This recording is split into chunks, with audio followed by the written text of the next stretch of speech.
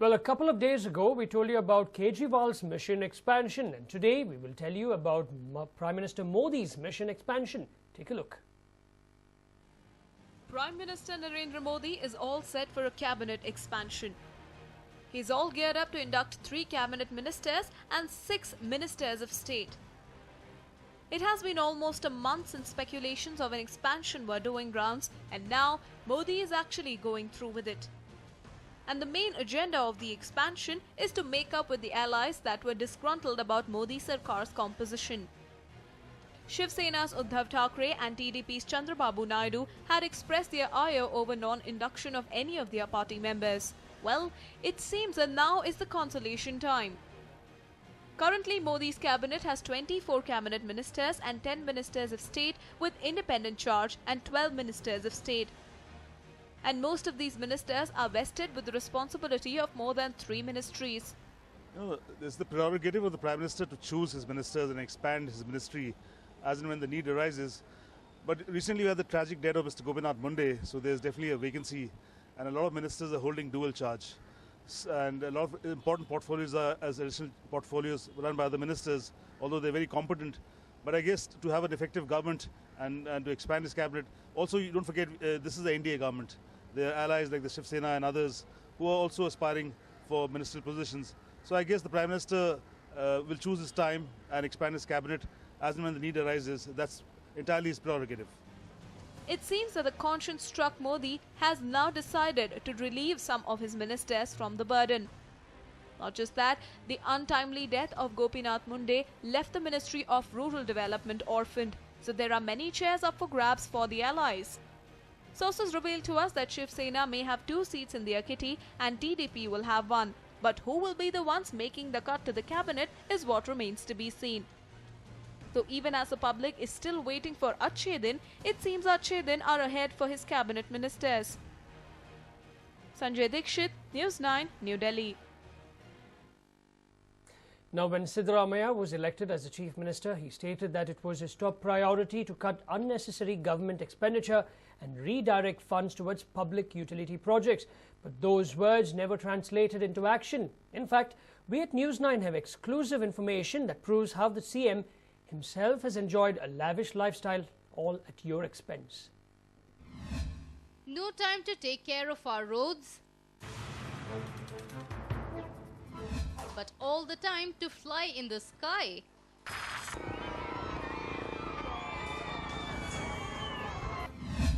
Crores of your money was wasted on CM's luxury. What did you get in return for the tax you paid?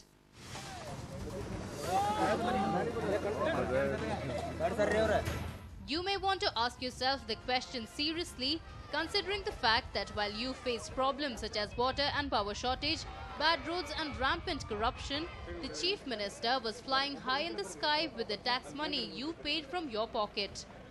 Yes, on April 13th last year, Siddaramaiah was sworn in as the Chief Minister of Karnataka. Ever since he took charge of his office, the CMO rented out a helicopter for the CM's transport. However, the machine was loaned at such an exorbitant amount that in 1 year it has cost the Exchequer a staggering sum of 10 crore rupees, 19,73,312 rupees. 10 crore rupees that came from the pockets of taxpayers. In short, you paid for the Chief Minister's helicopter rides all year long. While you kept wondering where all the tax was being utilized by the government, the Chief Minister was out in his chopper to meet supporters, greet his party high command and attend party functions. In fact, the Chief Minister even went on a victory lap across the state after assembly elections at the expense of the taxpayers' money. Every time Congress leaders came to visit Karnataka, you paid for their rides. Every time a leader felt like travelling to another place in style, you paid for his luxury. And sometimes, even as the chopper stood motionless at the helipad, you were still paying the rent. Surprised? Well, here is why. A helicopter is chartered by a senior government servant when need arises, and it is usually rented out for the duration of a day. But Namma Chief Minister is not the one to follow the routine now, is he? Now our Chief Minister decided to live it large when it came to the ride. CM chartered helicopters for months at a stretch. Why were choppers needed for such a long duration? On at least 4 separate occasions, the CMO chartered the chopper for a whole month. What could possibly be the reason to have a helicopter standing by 24/7 for one whole month at a stretch? Every minute that chopper sat idle, the meter was still running and you were still paying for it. In November last, the Chief Minister's office paid close to 91 crore rupees as rent to Chipsan Aviation. The following month, the chopper was rented out at a cost of about the same amount again. For what reason did the Chief Minister need a chopper for 61 days in a row? Even in 2014, the helicopter was rented out for 59 days at a stretch. What was the necessity? As if that was not ridiculous enough, other senior leaders of the state rented out helicopters for their personal use. And our Chief Minister too hopped in one of those machines along with other leaders. And for this purpose, choppers were booked for a period of 1 month or more on 5 separate occasions. In the month of June, July, August, September and October 2013, choppers were rented out at a collective cost of a staggering 40 crore rupees, 44,496 rupees. It was your money that was being paid for their joyrides. The Chief Minister had promised to cut down on unnecessary expenditure. He had also made claims that he would not let the corrupt rule the state. And after making such claims, he did not hesitate one bit before lashing out at the opposition when it came to allegations of corruption. But CM Sir, didn't you forget to take out the trash in your own backyard? Sukesh for News9, Bengaluru. Interest, aspiration, dedication, knowledge and expertise about space and astronomical study, all this at an age of just 20. This boy genius from Namma City has all that it takes to become one of the world's leading theoretical physicists. But lack of funds is threatening to snatch away his dreams. Meet Sanjay Lakshminarayana. By his looks, he looks to be a normal boy. But his knowledge about the stars and the moon is as wide as the galaxy and as deep as the ocean. Sanjay is now one among the 5 people from India who have been selected by the Russian space agency Cosper to make a presentation on life on other planets. It all began a few months ago when an aerospace engineer Rohan got in touch with Sanjay to be a part of their research team. Together, the team of 5 developed the idea of exploring the outer planets and the trans-Neptune objects. The team has come up with an idea to explore life and conduct experiments on Titan, Saturn's moon, and Europa, Jupiter's moon. I'm an aspiring scientist, and recently team of 5, including me, we actually came up with an idea to explore the outer solar system. The 2 most important moons in the outer solar system happens to be Europa and Titan. And we have made plans how to reach and what will be the challenges and the possibilities of exploration in these 2 moons of these 2 big giant planets. And we submitted this idea to COSPAR, which happens to be one of the oldest space encouraging platforms for aspiring scientists like me and engineers. So there is 40th COSPAR conference that is being held in Russia this year, and we've been selected for that. His aspiration to become an astrophysicist began as a young boy. From middle school, Sanjay was keen on learning more and more about space and beyond. While his friends were happily clearing exams with high grades, the only thing that mattered to Sanjay was the knowledge he gained.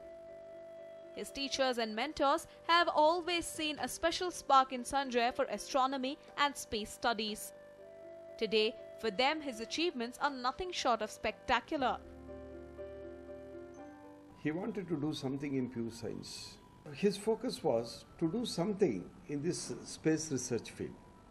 So therefore, I don't say that Sanjay was a student of very high caliber, 90% and above student. But one thing was, he was very much involved. He wanted to learn so many things. So therefore, he used to discuss whatever was there in his mind. He used to discuss with his teachers and try to clarify the doubts then and there. See, I am so very proud, and I really wish him all the best. Speaking to a teacher from his school, we learned that his eagerness to learn is what makes this boy the genius that he is. He's a really very good student, very good student. He's very much interested in astrophysics particularly and geology.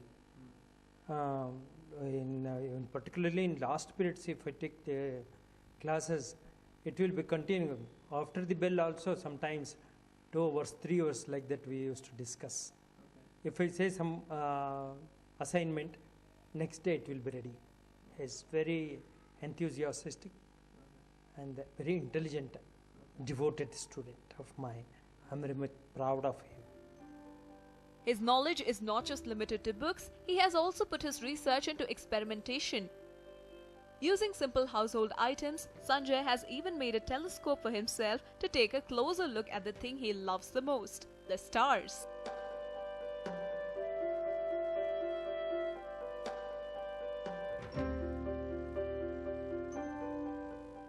He has even gone to the Himalayas and carried on experiments in isolation.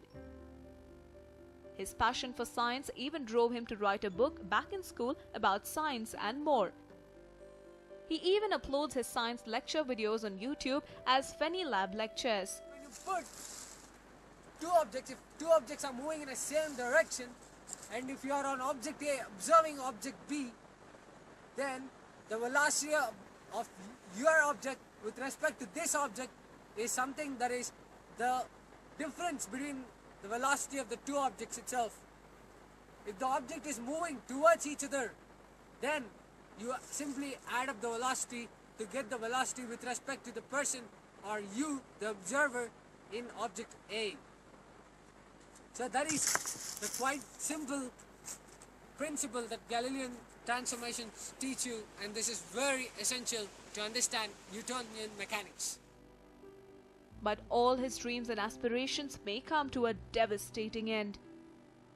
But like they say, everyone is not blessed with everything.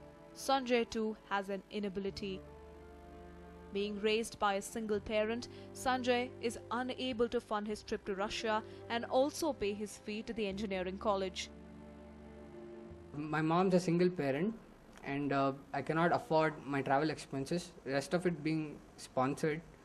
I would like to really go there and present our ideas. His mother, who works as a cook, has poured out all her earnings to let her son live his passion. However, with banks not willing to offer loans, she has no means of funding his trip to Russia and manage his educational expenses. ನಮಗೆ ಯಾವುದು property ಇಲ್ಲ, but ಬ್ಯಾಂಕಲ್ಲಿ ಹೋಗಿ ಕೇಳಿದ್ರೆ A ಖಾತಾ ಇರಬೇಕು, B ಖಾತಾ ಇರಬೇಕು ಅಂತ ರಿಜೆಕ್ಟ್ ಮಾಡಿ ಕಳಿಸ್ತಾರೆ. ಬ್ಯಾಂಕಲ್ಲಿ ಲೋನ್ ಕೊಡ್ತಾ ಇಲ್ಲ ನಮಗೆ. ಗೌರ್ಮೆಂಟವ್ರು ಯಾವ ಥರನೂ ಹೆಲ್ಪ್ ಇಲ್ಲ. ಈ ಏಜ್ ಆದವ್ರಿಗೆ ಮಾಡ್ಕೊಳಕ್ಕಾಗ್ತಾ ಇರಲಿಲ್ಲ. ಅಡುಗೆ ಆಗಲಿ ಊಟ ಆಗಲಿ ಏನೇ ಆದರೂ ಮಾಡೋಕ್ಕಾಗಲ್ಲ. ಆ ಥರ ಅವ್ರಿಗೆ ಸೋಷಿಯಲ್ ಸರ್ವಿಸ್ ಥರ ಹೆಲ್ಪ್ ಮಾಡ್ತೀನಿ. ಅವರು ನಮಗೆ ಸ್ವಲ್ಪ ಹೆಲ್ಪ್ ಮಾಡ್ತಾರೆ. ಅದರಿಂದ ಆ ಥರ ಮಾಡ್ಕೋತಾರೆ. ನಾನು ಏನೇ ಹೇಳ್ತೀನಿ ಅಂದರೆ, ಅವನು ಆ ಥರ ಮುಂದೆ ಬಂದು ಅವನು ಚೆನ್ನಾಗಿದ್ರೆ ಸಾಕು ಲೈಫಲ್ಲಿ, ಕಷ್ಟ ಅನ್ನೋದು ಅವನಿಗೆ ಬೇಡ ಅಂತ ನಾನು ಹೇಳ್ತೀನಿ. Due to financial problems, Sanjay also missed out on an opportunity to study aerospace engineering at the Florida Institute of Technology. Now, he has taken up mechanical engineering at the Rajasthan Institute of Technology to support his mother. However, even the fee here is more than a burden to his mother. With your help, Sanjay can make it to Russia and also chase his dreams of becoming a scientist that the nation would be proud of. He is scheduled to visit Russia from the 1st of August to the 10th to attend COSPER Scientific Assembly in Moscow, but as he is financially crippled, he hopes that generous donations pour in. You indeed can make a difference. Deepak Bopanna, News 9, Bengaluru.